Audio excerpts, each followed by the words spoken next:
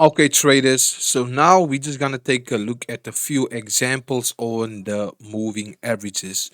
As you guys could see, I already have my two moving averages in. I have my 21. So you guys can look at my settings. My 21 is blue, right? And my 50 SMA is red. And as you guys can see, my input is at 50. I use the close, and this is how simple it is.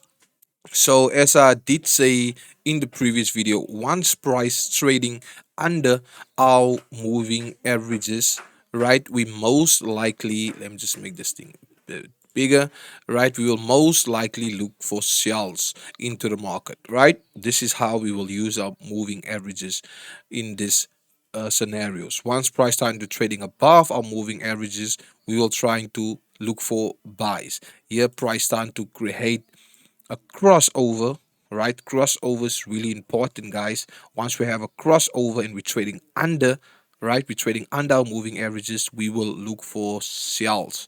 Right here we can see we're closing above our moving average. We also have a cross. We will most likely contain and look for buys. Right here we closing under our two moving averages, and right we also have a crossover right here. We will most likely trying to look for sells, right? So this is how you will use your and implement your moving averages. It's only our helping hand to build more confluence to hold our trades even longer.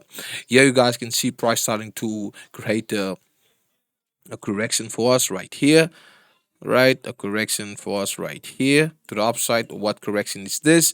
This is a sending correction. You guys are correct. Right here we're still trading under the stool, so we can still take advantage of our swords. Here we start to trading above the stool moving averages. We will most likely look now for continuation buys to the upside. Right here, reason for that is price is trading above both two moving averages. Here we guys can see price basically come under, but it's still trading above our 50 moving averages. Here, as you guys can see, and there we starting to close above, so we can look for now for continuation buys until price time to trade under our two moving averages. So this is going to be a helping hand for you as well to determine and hold your trades even longer once you're in a trading opportunity. So let me just make you show you guys an example. So for this example, we can see that price is basically now creating a descending correction for us right here. We close above two moving averages. We don't have to wait for the crossover, guys. To be honest, you don't have to wait for the crossover. The main goal and key is price must only trade above both of the two moving averages, either on a 4 hour, 1 hour, and 15 minute. That will be our key zones, right? So once we start trading above these two moving averages, right, as you guys can see, we're trading above our 50, right, above our 50 and our 21 moving averages. There, as you guys can see, price continue to the upside until price starting to fail here and trying to trade under here, right, and close under and continue to the downside here, as you guys can see as well right here, right. Price was still trading under it.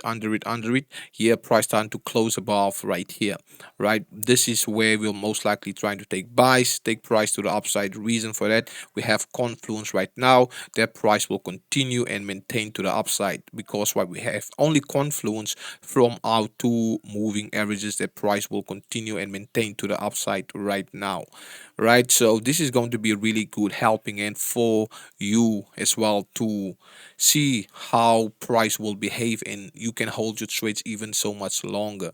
Right here you guys can see as well price basically starting to range and starting to trade above the two moving averages, retest out moving averages and continue to the upside, right? So this moving averages, guys, can also act as a level of resistance and a level of support. So in the next videos we're gonna talk about the volatility 70 zones. In chapter 3 we're gonna go more into depth how you guys can implement this into a proper tradable system, right?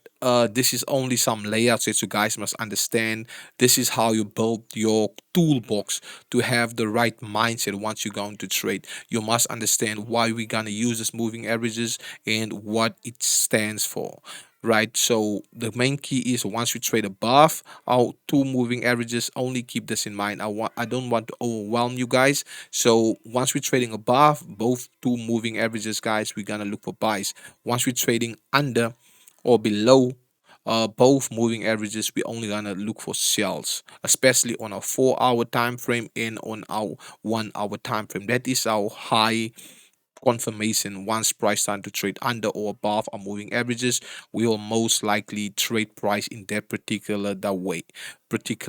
So this is it for this video. In the next chapter, guys, we're gonna go more into depth into price flow, market structure, and volatility zones. So now I want you guys to take even more notes. And if you didn't take notes so far, guys, I can tell you're gonna be lost, because why, we're gonna go more into depth. This few videos in this chapter wasn't so long. It was only the introduction of the understanding of price and trends and corrections and all of that. But for now, we're gonna go into chapter 3, and we're gonna go more into depth into what you guys must understand, guys. So great of luck and great of success. See you guys in the next lesson.